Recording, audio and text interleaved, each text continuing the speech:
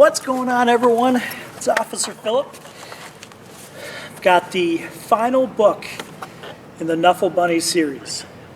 It's a beautiful day outside, and if anyone can guess where I am today, I'm actually at Ender's Road. And I figured, since the tree behind me is starting to bloom, I figured why not? So, tonight we're going to read Knuffle Bunny Free, An Unexpected Diversion by Willems.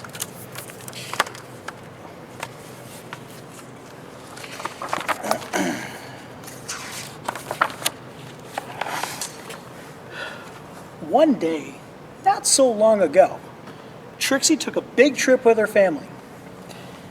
They were on their way to visit Trixie's Oma and Opa in Holland. Holland is far away.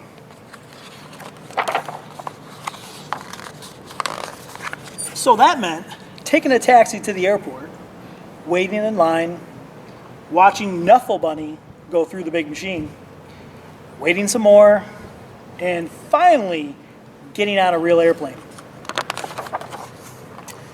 On the plane, Trixie played and read and slept. But before she knew it, the plane had landed. Trixie and her family left the airport and got on a train to go to Oma and Opa's house. Oma and Opa were so happy to see Trixie. Soon Oma and Trixie were drinking cold glasses of chocolate milk in the garden. Suddenly, Trixie realized something.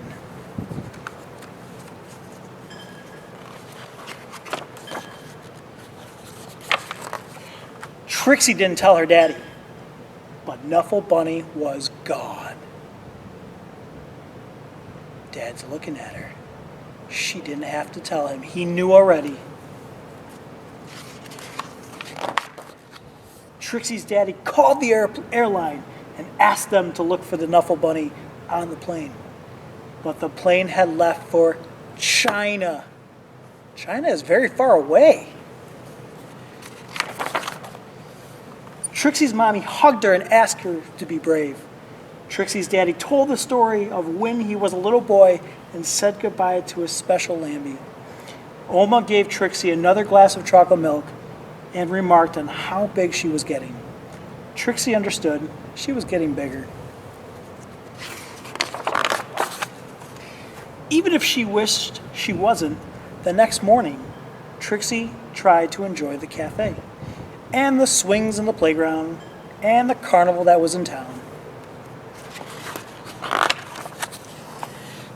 And while the whole week was filled with fun things like eating French fries on the street, visiting real windmills, and feeding the ducks, Trixie was still sad.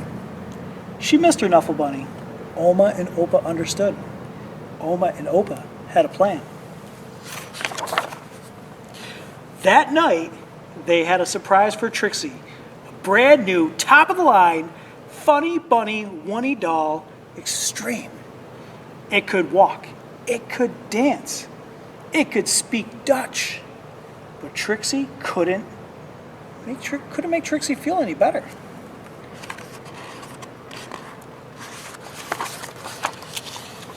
Trixie was sure that she wouldn't be able to sleep another night in a strange bed without her Knuffle Bunny. But before she knew it, she was dreaming. She dreamed of Knuffle Bunny and all the places he would visit. She dreamed of all the children Knuffle Bunny would meet. She dreamed of how Knuffle Bunny would make them feel better. The next morning, Trixie felt better.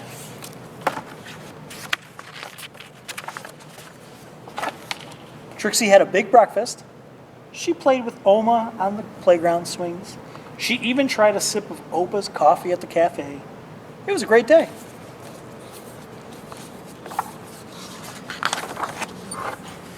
But before she knew it, the trip was over and it was time to go home. Trixie hugged Oma and Opa as hard as she could. And then Trixie and her family got back onto the train and back on the plane.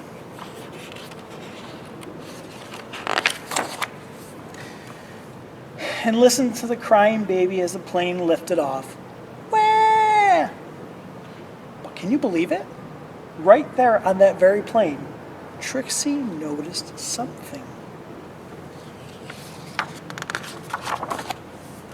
Knuffle Bunny! Trixie was so happy to have Knuffle Bunny back in her arms.